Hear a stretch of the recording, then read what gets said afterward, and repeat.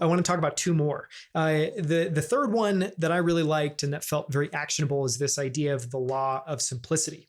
While counterintuitive, the more options you have, the less likely you are to make progress. Keep your parameters tight, your path narrow, and you will find that innovative thinking appears faster and more reliably. And so I guess my read on this is partly around, giving yourself constraints and the power of constraints. And part of it is just less is more, kind of reiterating that idea. You need to pare down.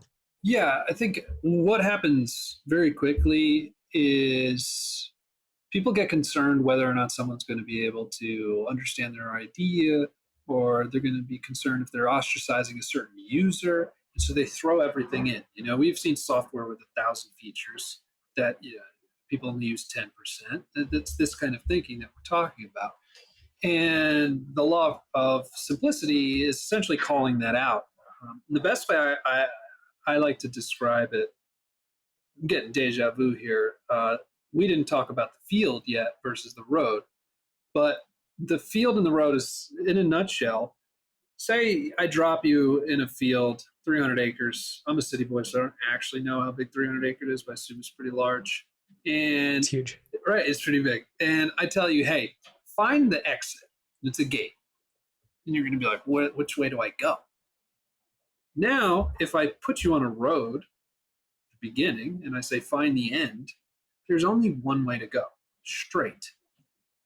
You can do that to yourself, for yourself, by creating limits and parameters so that by the time you're ready to get to work, you're just driving straight. And that has a lot to do with creating the right limits. And there's ways to do that when you're building your idea. And I really enjoy talking about when you communicate your idea, which is something I call the attention pie. So imagine a pie that has 100 slices. And for every element that you add to your communique, you divide the slices in half. And so if I use in the book, if I give you a flower, it's 100 slices. For a brief moment, a flower is the whole world for that person. The moment I tie a red bow around it, I just assigned 50 slices to the bow and 50 to the flower. I devalued the flower by half. Just by adding, I've made it worth less.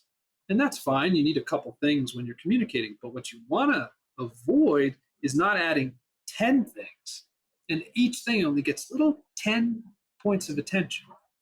And now it's so valueless that the receiver of your communication no longer understands what you're doing.